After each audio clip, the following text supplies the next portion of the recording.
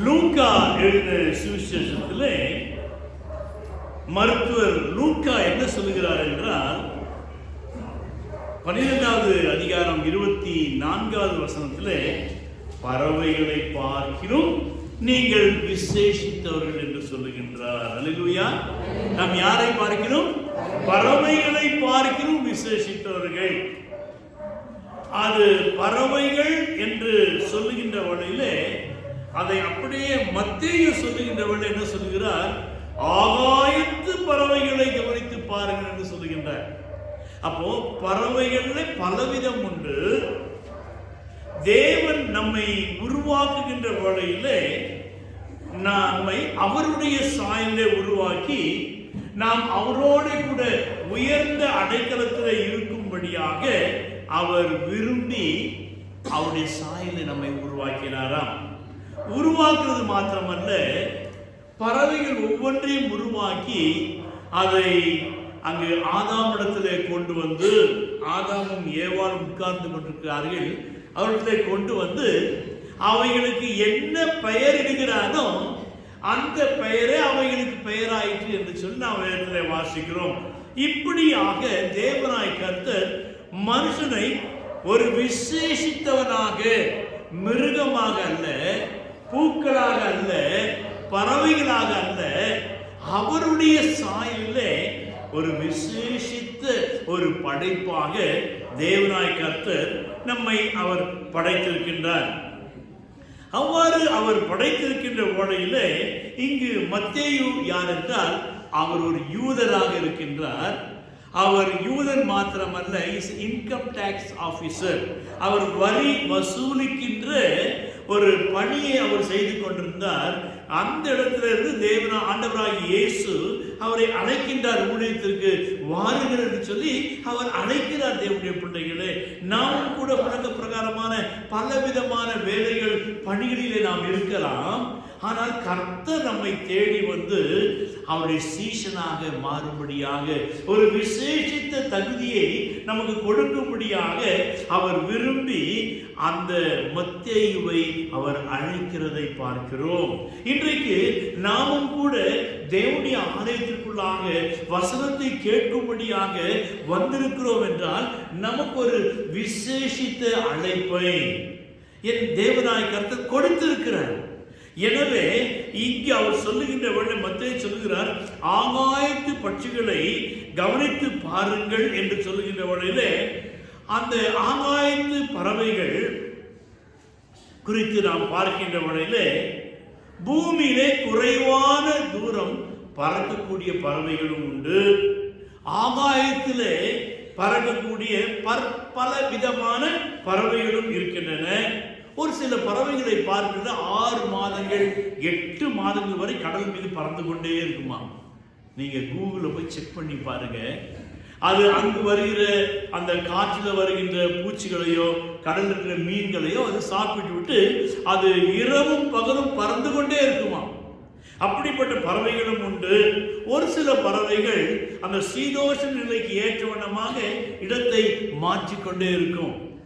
அவங்க ஊர்ல வெயில் வந்துருச்சுன்னா அந்த குளிருக்காக எந்த இடத்துல வர வேண்டுமோ அது அவ்வளவு கிட்டத்தட்ட 60,000 கிலோமீட்டருக்கு மேலாக கூட பறந்து வந்து அது தனக்கான அந்த சீதோஷ நிலைக்கு ஏற்ற வண்ணமாக அது கடந்து சென்று இருந்து மறுபடியும் தன்னுடைய சொந்த இடத்துக்கு சென்று விடுமா. ஒரு சில பறவைகள் இவ்வாறு தூர இடத்துல வந்து அங்கதான் முட்டையிடும். அங்கே முட்டையிட்டு குஞ்சு பொறிச்சு அந்த குஞ்சுகளை எடுத்து செல்லுமா. ஒரு சில பறவைகள் முட்டையிட்டு போயிடுமா. அங்கு குஞ்சுகள் உடைந்து வளர்ந்து அது தன் தாய் இருக்கிற இடத்துக்கு தானாக போகுமா. இதெல்லாம் பாருங்க, இந்த பறவைகளை என் தேவன் இப்படியாக அவர் படைத்து வித்தியாசமான சூழ்நிலையில படைத்திருக்கிறார். ஆனாலும் அவர் என்ன சொல்கிறார்? நம்மை அவைகளை காட்டிலும் விசேஷித்தவர்கள் என்று சொல்லுகின்றார். அல்லேலூயா. இப்படிப்பட்ட பறவைகளுக்கு ஞானத்தை கொடுத்திருந்தாலும் அந்த ஞானத்தின் மத்தியிலே நமக்கு ஒரு விசேஷித்த ஞானம் உண்டு. அந்த ஞானத்தின் பிரகாரமாக நம்மை அவர் விசேஷித்த வண்ணமாக பார்க்கின்றார். நாம் சிந்தித்த இந்த பறவைகளை பாருங்க, அது போது, அது வருது, கூடுகளை கட்டுகின்றது, தூக்கணாங்குருவி கூட்டை பார்த்தீங்கன்னா அதுக்குள்ள 2-3 அறைகள் இருக்கும். அது 2 கூடுகளை கட்டும்.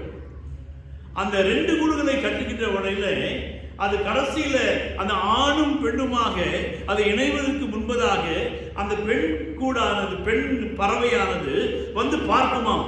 பார்த்து விட்டு அதுக்கு ஒரு சாட்டிஸ்பேக்ஷன் ஆன பின்னால தான் அந்த கூட்டுக்குள்ள போகுமா. அதற்காக இந்த ஆண் பறவை 2 கூடுகள் கட்டும். அது மாத்திரமல்லாதபடிக்கு அந்த கூட்டுக்கு வழியை என்ன செய்யுமா, அடைத்து விடுமா, மண்களை போட்டு அடைத்து விடுமா. உள்ளே அது அறைகளாக காணப்படும். ஏனென்றால் பாம்பு வந்து அந்த குஞ்சுகளை சாப்பிடாதபடிக்கு இருக்க அதை மூடி விடுகிறதாம். இவ்வளவு ஞானமுள்ள பறவைகளை காட்டிலும் தேவன் நம்மை அவருடைய சாயலாக உருவாக்கி அவருக்கு அவரோடு கூட உட்காரும்படியாக நம்மை உயர்ந்த அடைக்கலத்திலே வைத்திருக்கிறார். அல்லேலூயா. நம்ம எங்க இருக்கிறோம்? எங்க இருக்கிறோம்?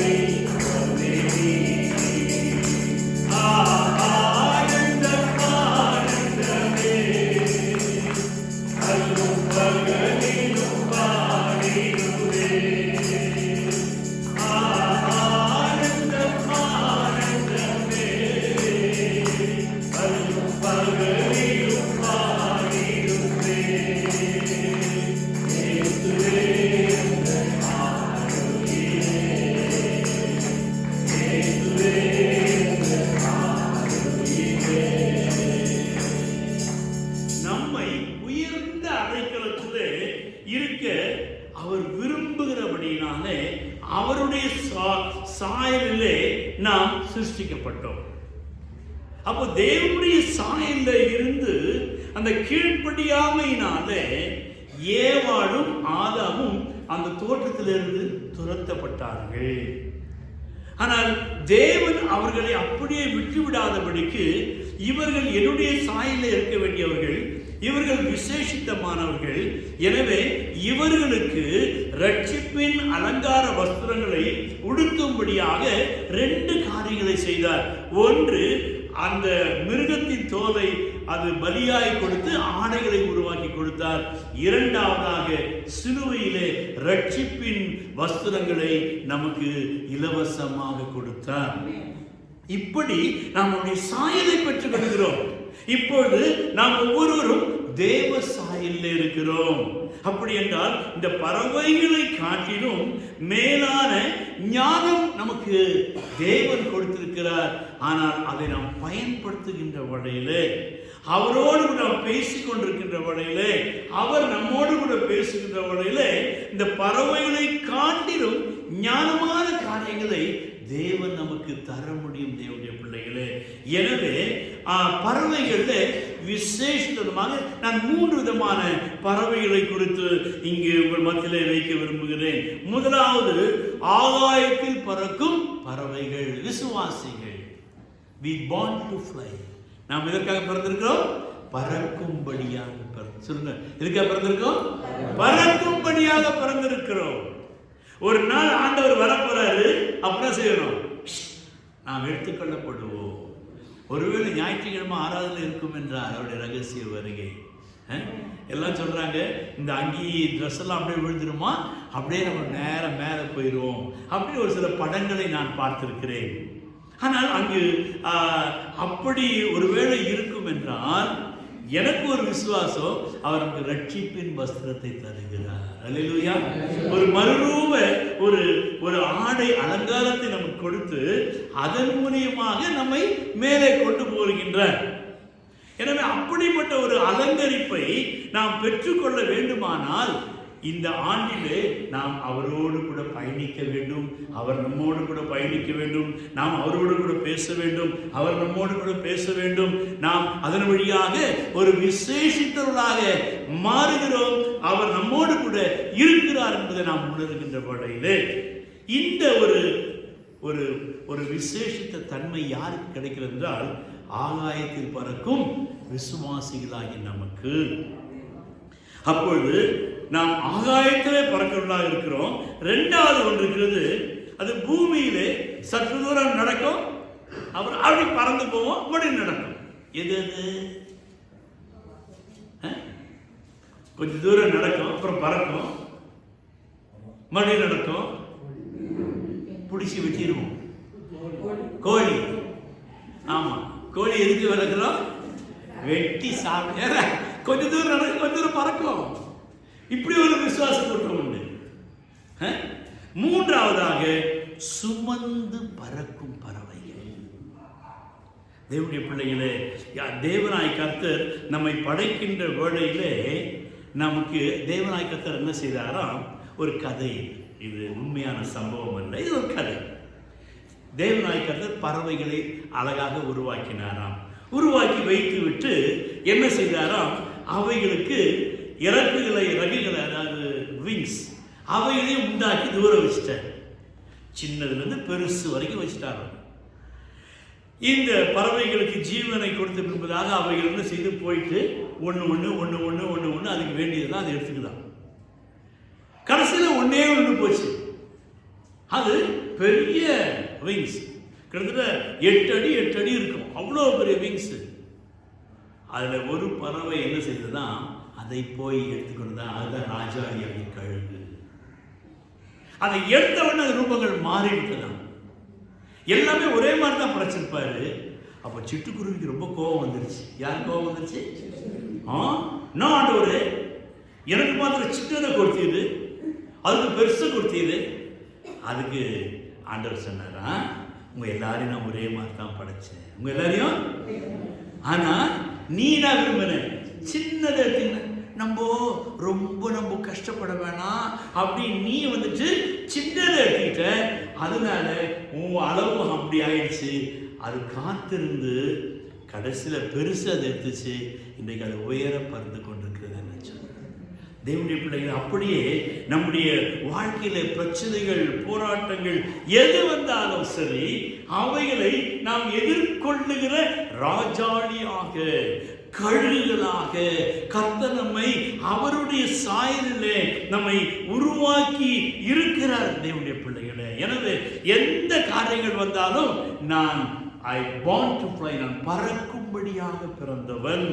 அந்த ஒரு சிந்தனைக்குள்ளாக வருகின்றவனிலே எந்த பிரச்சனைகளையும் நாம் சாதாரணமாக எடுத்து செல்ல முடியும், அவைகளை நாம் சுமக்க முடியும். கொலோசியர் 2ஆம் அதிகாரம் 1-2 வசனங்களை நாம் வாசிப்போமா? அந்த book of Colossians chapter 2 verse number 1 and 2. Paul கொலோசியருக்கு அவர் 2 காரியங்களை அங்கு சொல்லுகிறதை பார்க்கின்றோம். கொலோசியர் chapter 3. நீங்கள் கிறிஸ்துவுடனே கூட எழுந்ததுண்டானால், கிறிஸ்து தேவனுடைய வலது பாரசத்தில் வீற்றிருக்கும் இடத்திலுள்ள மேலானத்தை தேடுங்கள். அல்லேலூயா. கிறிஸ்து தேவனுடைய வலது பாரசத்தில் வீற்றிருக்கின்றார். வலது பாரசத்தில் யார் இருப்பா? உங்க வலது பக்கத்தில் யார் இருப்பாங்க? சொல்லுமா. ஆமா, அது ஏன் வெக்கப்படுறீங்க? எங்க டாலி, நீங்க டாலு, எங்க லெல்லு நல்லா இருக்கு. அப்புறம் டே என்னடா அவங்க பிரச்சனை? எப்படியோ அந்த வலது பாரசம் என்பது ஒரு விசேஷித்த இடம். அப்போ தேவனுடைய பிள்ளைகளே, நாம் மேலானவைகளை தேட வேண்டுமானால் எங்க பண்ணிட்டு நம்ம வலது பாரசத்தில் உட்கார்ந்து கொண்டிருக்க வேண்டும். வலது பாரசம் என்பது என்னை ஆளுகை செய்கிறவர், என்னை நடத்துகிறவர், என்னை தேற்றுகிறவர், என்னை அரவணைக்கிறவர், எனக்காக பரிந்து பேசுகிறவர், எனக்காக யுத்தம் செய்கிறவர், எனக்காக அவர் தன்னுடைய வாழ்க்கையை கொடுத்தவர். அவர் தான் வலது பாட்டில் இருக்கிறவர். அப்படிப்பட்ட ஒரு மேலான காரியங்களை நாம் தேட வேண்டும். ஏனென்றால் நான் விசேஷித்த விசுவாசியாக மாற எந்த மேலான காரியங்களையும் நாம் எந்த சூழ்நிலையும் தேட வேண்டும். மற்றவருடைய பிரச்சனைகளை தன்னுடைய சுய பிரச்சனையாக நாம் சுமக்கவும் கற்றுக்கொள்ள வேண்டும். இந்த முதலாவது, இந்த ஆகாயத்தில் பறக்கும் மேலானவைகளை தேடும் விசுவாசியாக நாம் பறக்கிற விசுவாசியாக இருக்க வேண்டும். இந்த ராஜாளி கழுகினுடைய பார்வையை பார்த்தீங்கன்னா கிட்டத்தட்ட 4-3 மைலுக்கு அப்பால இருந்தே அது கீழே இருக்கிற சிறிய பொருளை கூட அது பார்க்கக்கூடிய பார்வை உள்ளதாக இருக்கிறதா. அப்ப தேவனுடைய பிள்ளைகளே, நம்மை கர்த்தர் விசேஷித்த வண்ணமாக இந்த ஆண்டிலே அவர் மாற்ற விரும்புகிறார். முதலாவது நம்முடைய பார்வை, உலக பிரகாரமான பார்வையை நாம் பார்க்காதபடிக்கு அந்த ரட்சிப்பின் பார்வையை, அவருடைய வருகையின் பார்வையை, விசுவாச பார்வைகளை, ஆபிரகாம் எப்படி தன்னுடைய குமாரனை அவன் பலி செலுத்த கொண்டு போறான், அவன் போகின்ற வழியிலேயே அவன் அந்த மலையை பார்த்தான் என்று வாசிக்கிறோம். மலையை மாத்திரமல்ல, அங்கு ஒரு ஆடு தன்னுடைய மகனுக்காக இருக்கிறதையும் அவன் காண்கிறான். தேவனுடைய பிள்ளைகளே, அல்லேலூயா. உன்னுடைய வாழ்க்கையில விசுவாச பார்வை இந்த ஆண்டில கேளுங்க. கடந்த ஆண்டில எதெல்லாம் கிடைக்கவில்லையோ அதையெல்லாம் விசுவாச பார்வையிலே நீங்கள் பார்க்க கற்றுக்கொள்ள வேண்டும். இப்படியாக முதலாவது நம்முடைய பார்வை கூர்மையாக மாறும். இந்த ராஜாளி கழுகானது செத்து போனதை தின்னான், உயிர் உள்ளதை தான் சாப்பிடும். அதை போல நாமும் கூட நாம் உயிர் உள்ளவர்களாக கழுகை நாம் தியானித்திருக்கிறோம். அப்படிப்பட்ட கிருபைகளை எனக்கு தாரும் ஆண்டவரே என்று சொல்லி நாம் தேவனுடைய சமூகத்தில் காத்திருக்க வேண்டும். தேவனுடைய பிள்ளைகளே, இந்த கழுகு வாழ்க்கை 2 வாழ்க்கை என்று நாம் சிந்திக்கிறோம். 40 வயது வரை ஒரு வாழ்க்கை, 40 வயது வரைக்கும் மற்றொரு வாழ்க்கை என்று சொல்லி இந்த இடைப்பட்ட நாட்களில் கிட்டத்தட்ட 3 மாதங்களிலிருந்து 6 மாதங்கள் வரை அது தன்னுடைய இறகெல்லாம் வைத்துவிட்டு காத்து கொண்டிருக்கிறோமாம். ஏனென்றால் புதிய இறகுகள் முளைக்க வேண்டும், புதிய நகங்கள், புதிய அழகு வர வேண்டும் என்று சொல்லி எல்லாத்தையும் உடைத்து விட்டு காத்து கொண்டிருக்குமாம். அதை போலவே தேவனுடைய பிள்ளைகளே, நாம் விசேஷித்தவர்களாக மாற இந்த நாட்களிலே ஆண்டு ஆரம்பித்திருக்கிறது. இந்த ஆரம்ப நாட்களிலே நாம் கழுகை போல காத்து கொண்டிருக்க வேண்டும். பழசெல்லாத்தையும் உடைச்சி விசிறி அடிச்சுட்டு, ஆண்டவரே போன வருஷம் பிரச்சனை, குழப்பம், சமாதானமின்மை, அவிசுவாசம், தீய எண்ணங்கள், தீய பார்வைகள், தீய சிந்தனைகள், தீய செயல்கள், தீய நட்புகள் எல்லாத்தையும் உடைச்சி போட்டுட்டு தேவ சமூகத்திலே நாம் காத்திருப்போம் என்றான். அந்த கழுகு என்ன செய்கிறாராம்? புதிய பலத்தை தருகிறாராம். கழுகை போல நாம் பறந்தெழும்பி புதிய பலத்தை பெற்றுக் கொள்கிறோமாம். கழுகுக்கு சமானமாய் உன் வயது திரும்ப வாழ வயதாகிறதாம். மறுபடியும் யங் மேனா மாறிடுறீங்க. கர்த்தர் நம்மை அப்படி மாற்ற முடியும். அவ்வாறு நாம் மாற வேண்டுமானால், அப்படிப்பட்ட ஒரு விசேஷித்தவர்களாய் நாம் மாற வேண்டுமானால், நாம் அவரோடு பேச வேண்டும், அவர் நம்மோடு கூட பேச வேண்டும், அவர் நம்மோடு கூட வர வேண்டும். இந்த ஏனோக்கை குறித்து நாம் சிந்தித்தோம். ஏனோக்குடைய வாழ்க்கையில நீங்கள் சற்று அதை வாசித்து பார்க்கின்ற வழியிலே அவன் தேவனோடு சஞ்சரித்துக் கொண்டிருந்தான். அது மாத்திரமல்ல, தேவனோடு சஞ்சரித்து பிள்ளைகளையும் பெற்றெடுத்தான் வாசிக்கிறோம். அப்படி என்றால் தன்னுடைய பிள்ளைகளை தேவனுக்கு பயந்தவர்களாக தன்னுடைய மனைவியும் பிள்ளைகளையும் அவள் வழி நடத்தக்கூடிய ஒரு நல்ல ஒரு தகப்பனாக அவன் காணப்பட்டான். காரணம் என்ன? தேவனோடு சஞ்சரிக்கிறபடினாலே. அருமையான குடும்ப தலைவர்களே, உங்களுடைய வாழ்க்கையில இந்த புதிய ஆண்டிலே தேவனோடு நீங்கள் சஞ்சரித்து பாருங்கள். என்னென்ன காரியங்கள் உங்கள்கிட்ட பிறக்க வேண்டுமோ, என்ன ஆசீர்வாதம் உங்கள்கிட்ட தேடி வர வேண்டுமோ, ஒவ்வொன்றையும் என் தேவன் தருவதற்கு ஆயத்தம் உள்ளவராயிருக்கிறார். அவனுடைய வாழ்க்கையில பார்க்கின்ற வழியிலே அவன் காணப்படாமல் போனான் என்று வாசிக்கிறோம். அவனுடைய வீட்டில் எல்லா வேலையும் முடிச்சுட்டான். He finished all the work. தன்னுடைய பிள்ளைகளை பெற்றெடுத்தான், அவருக்கு வேண்டிய எல்லா வேலைகளையும் முடித்து கொடுத்தான். தேவனோடு சஞ்சரிக்கின்ற ஒரு அனுபவம், ஒரு விசேஷித்த அனுபவம். புதிய ஏற்பாட்டு பகுதியிலே அப்போஸ்தலர் 17ஆம் அதிகாரம் 11வது வசனம் வாசிக்கின்ற வேளையிலே அந்த இடத்திலே ஒரு குறிப்பிட்ட ஒரு பட்டணத்தாரை குறித்து நாம் பார்க்கின்றோம். இவர்கள் என்ன செய்கிறார்கள் என்றால், அவர்கள் தினந்தோறும் வேத வாக்கியங்களை ஆராய்ந்து பார்க்கிறவர்களாக இருக்கிறார்கள்.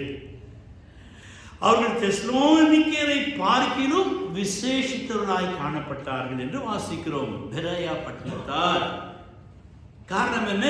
தினமும் வேதத்தை ஆராய்கிறபடினாலே. Search the word of God. நீங்க கர்த்தருடைய வசனத்தை நீங்க தினமும் ஆராய்ந்து பாருங்கள், விசேஷித்த ரகசியங்களை பெற்றுக் கொள்வீர்கள். அந்த பெரோயா பட்டணத்தை குறித்து வாசிக்கிறோம்.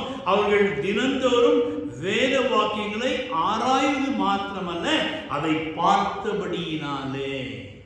தினமும் வசனத்தை பார்க்கிறாங்க, தினமும் ஆராய்கிறார்கள்.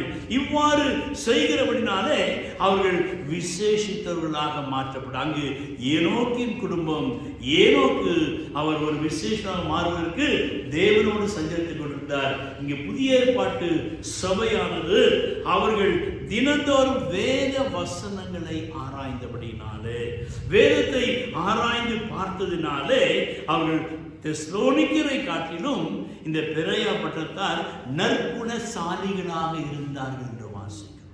நாம் நற்குணசாலிகளாக எப்பொழுது மாறுகிறோம்?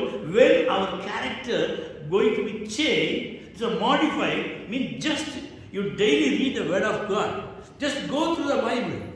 நீங்க வசனத்தோட just போங்க. He will change our attitude. He will change our all kinds of the difficulties. என்ன கடினமான காரியங்களா இருந்தாலும் he can change. அவர் ஒருவர் தான் மாற்ற முடியும்.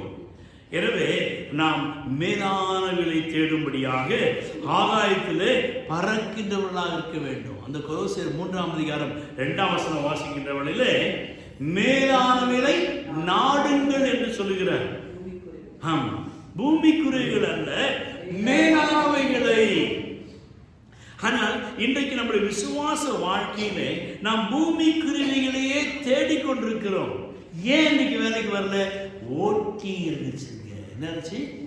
ஆமா, ஓவர் டைம் இருந்துச்சுங்க. Very good.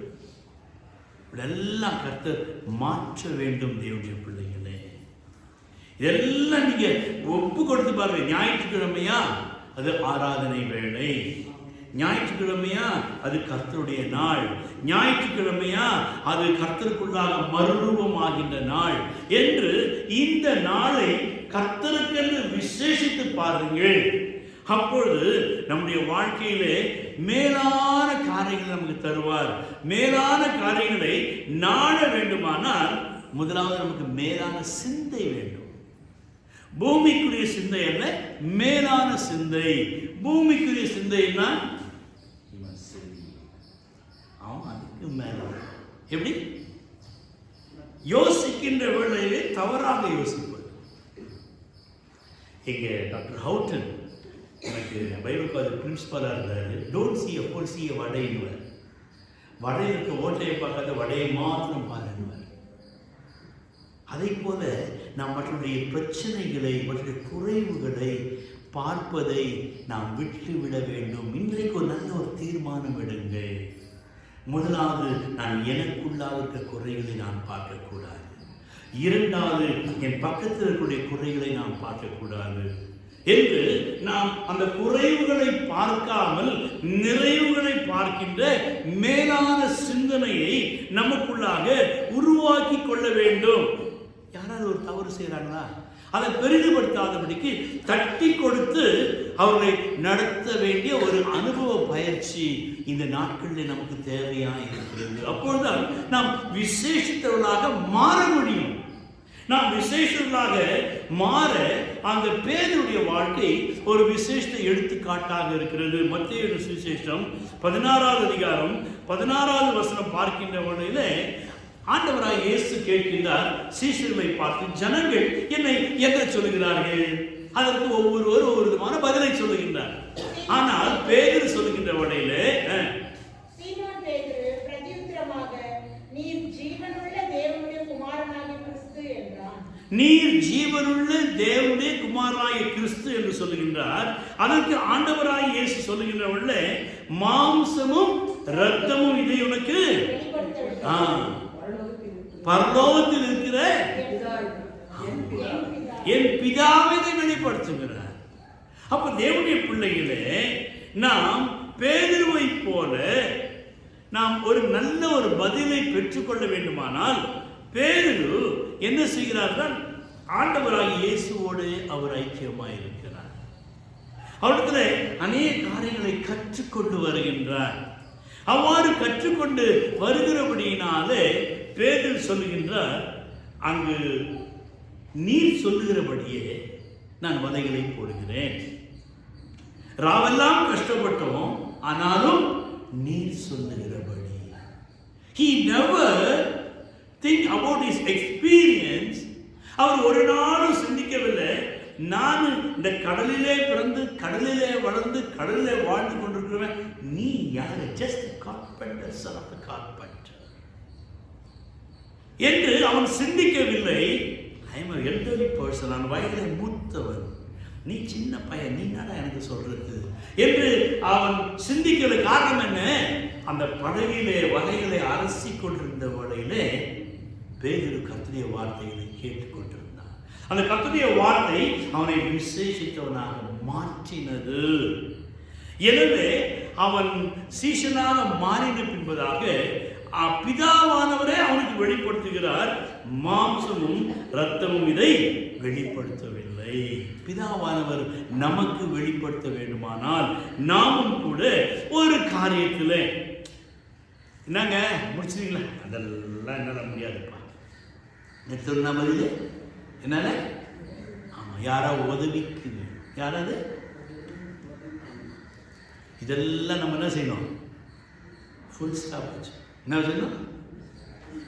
உம்மாலே ஒருவனாகி சேனைக்குள் பாயுவேனே, வாழ்நாள் எல்லாம் ஜீவிப்பேனே, வழி நடத்தும் மேசியாவே, என் இயேசுவே, என் ரட்சகா, என் தேவனே, உம் கேடலும் நான் நம்பின என் கோட்டையும் என் துருகமும் நீரே.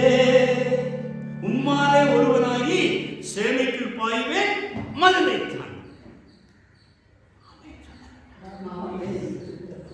அடிக்கடி வாயை கட்டில தூக்கம் வரும், தூக்கம் தான். அதனால கொஞ்ச நேரம் நீங்க அடிக்கடி இந்த பெந்தகோஸ்து சபையில பாருங்க,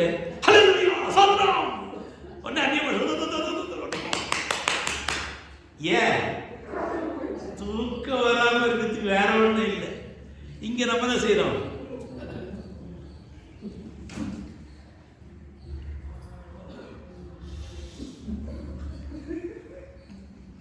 எப்படி ஆக்சிடென்ட்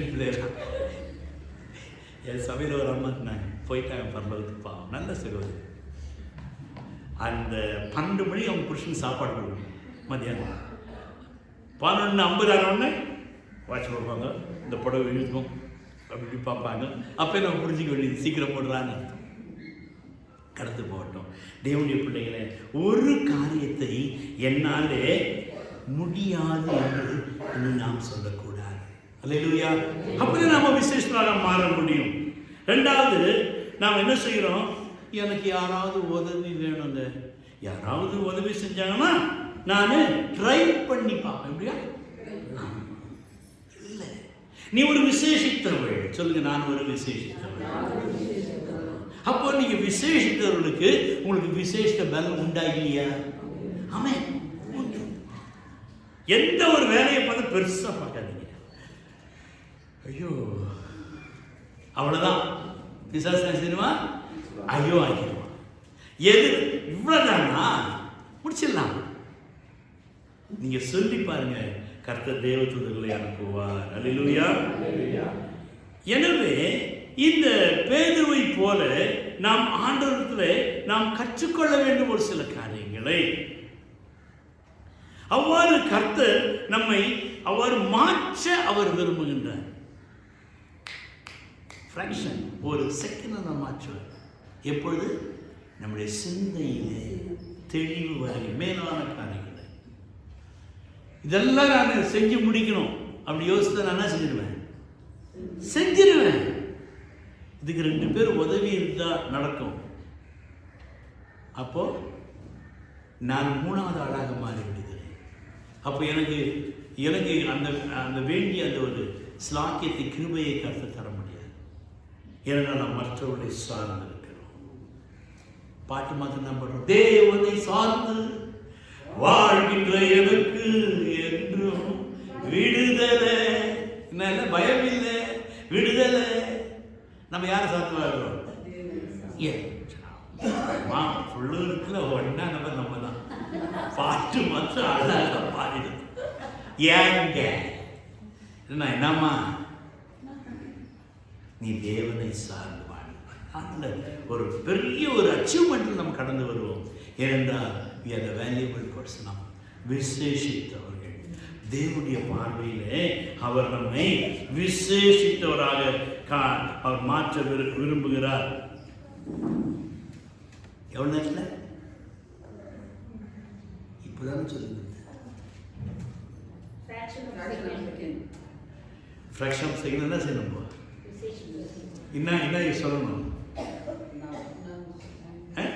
இதனால முடியும், இதனால முடியும். வீட்டில் ஒரு பெரிய வேலை அப்படியே போட்டு போட்டு போட்டு போட்டு போட்டு கிடக்குது. வந்த ஒன்று கதை திறந்தாலும் கொண்டு இருக்கோம். செம்ம டயர்டாக இருக்கும். தட்டா தட்டா தட்டா தட்டா தட்டா தட்டான்னு எடுத்து போட்டு நீங்கள் செஞ்சு பாருங்க. உன்னதன் மறைவில் வல்லவன் நிழலில் தங்குவே, தேவனை நோக்கி அடைக்கல பார்வை என்றே சொல்லுவே. இப்படி சொல்லிக்கினே வேலையை செஞ்சு முடிங்க. வீட்டில் விசேஷமாக மாற முடியும். ஒவ்வொரு காரியத்திற்கும் யாரால முடியும்? யாரால முடியும்? நல்ல வேலை நம்மால முடியும் சொல்ல மாட்டோம். சேர்த்து யாரால முடியும்? என்னால முடியும். அந்த ஒரு வார்த்தை நீங்கள் ஏன் உங்க கூட யார் இருக்காங்க? விசேஷித்தவனாக மாற்ற முடியாது, விசேஷித்தவனாய் மாற்ற முடியாது. என் தேவனாய் கர்த்தர் நம்மோடு கூட இருக்கின்றார். 2வது, பூமியிலே சற்று தூரம் நடக்கும், சற்று தூரம் ஓடும், பறக்கும். இது எது? கொக்கரக்கோக்கோ. இது என்ன? 2 மனம் உள்ளது. எப்படிங்க? 2 மனம் உள்ளது காரியங்கள் தான்.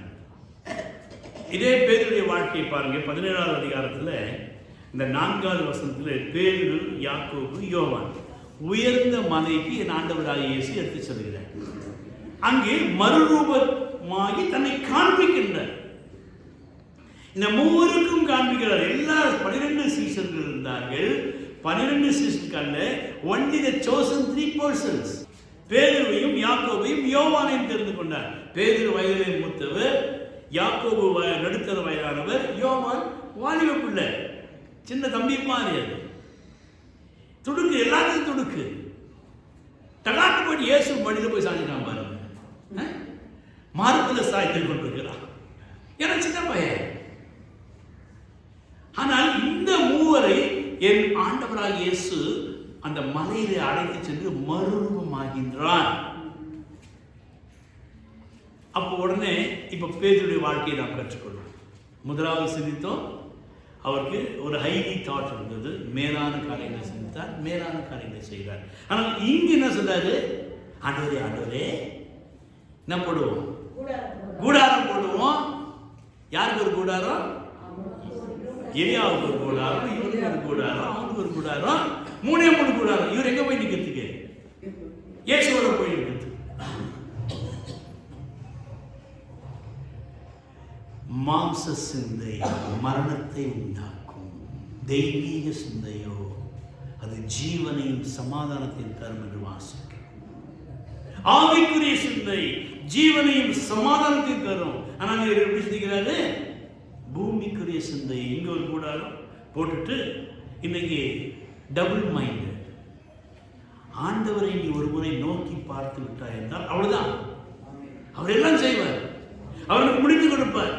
அவரோடு கூட நான் இருக்கிறேன், அவர் என்னோடு கூட இருக்கிறார். நான் ஒரு விசேஷித்தவள், நான் ஒரு விசேஷித்தவள் என்று 2 நம்பிக்கை உடையவனாக பேதுரு இருந்தான். அவனுடைய வாழ்க்கையில் 2 நம்பிக்கை இருந்தது. மரணத்திலே கல்வாரி சிலுவை போகின்ற வேளையிலே அந்த நெருப்பு பகுதியில் உட்கார்ந்துட்டு அவரை அறியேன் என்று மறுதலிக்கிறார்.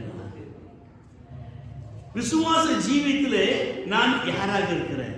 நான் பறக்கிற ஆகாயத்திலே பறக்கிற விசுவாசியா இருக்கிறேன்னா கோழியை போல டகான அவனை முடிச்சு வெட்டிடுவான்.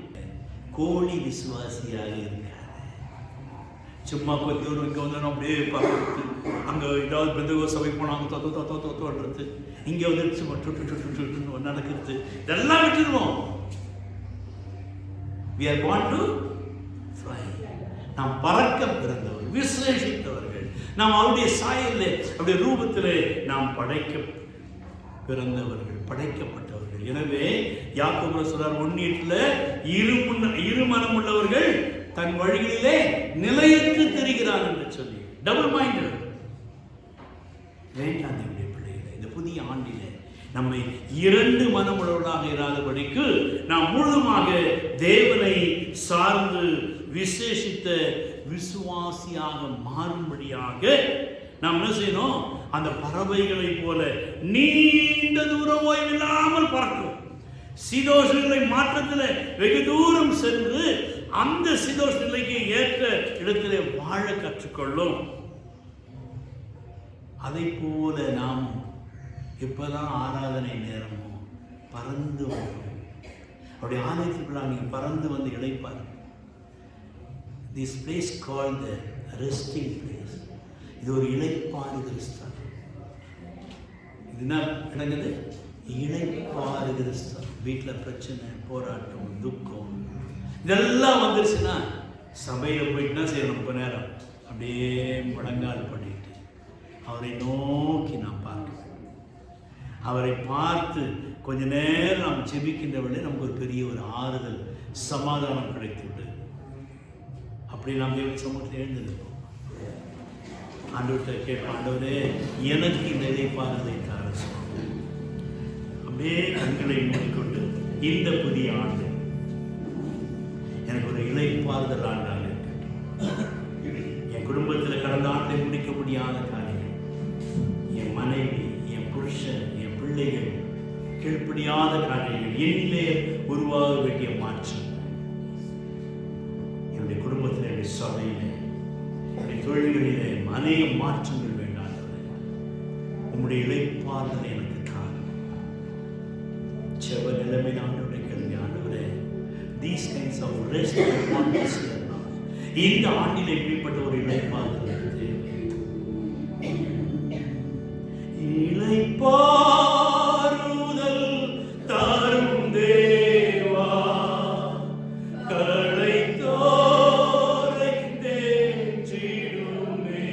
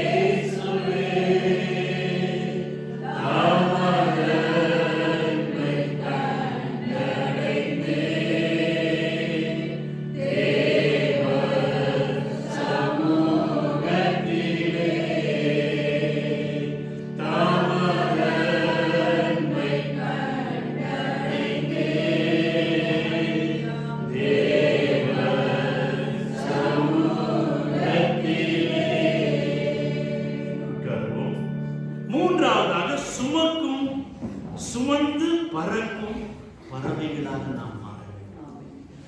சுமக்கணும், பறக்கணும், அப்படிப்பட்ட பறவைகளாக நாம் மாற வேண்டும்.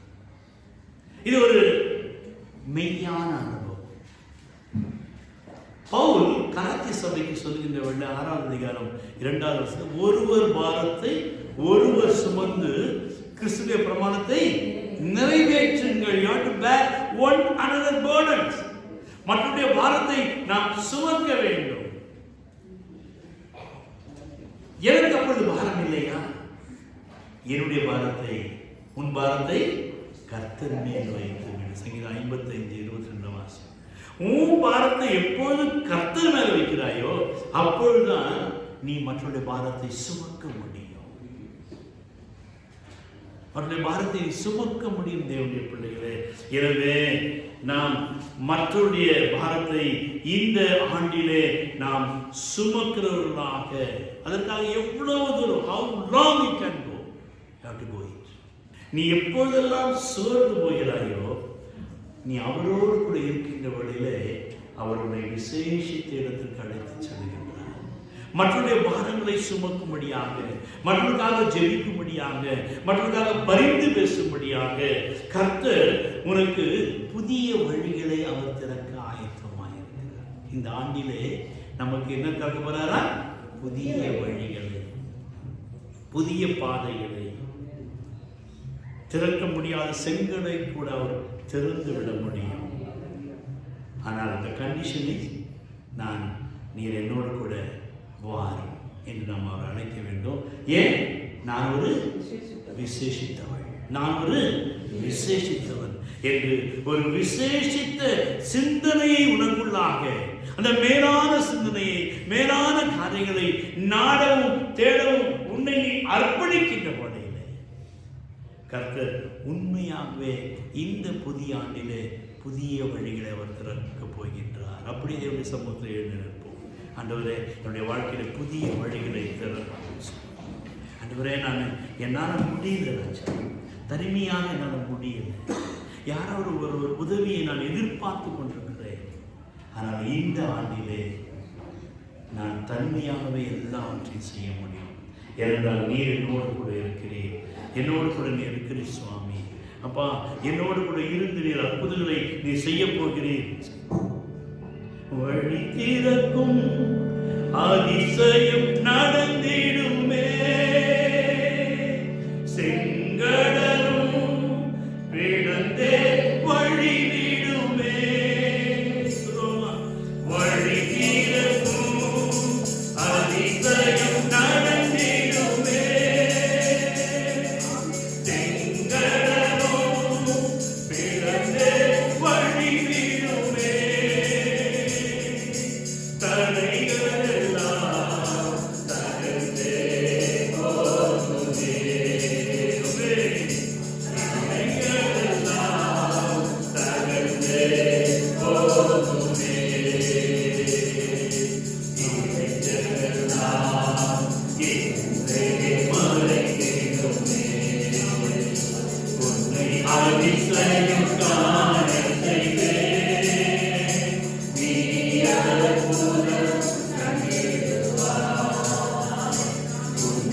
அதிசயம்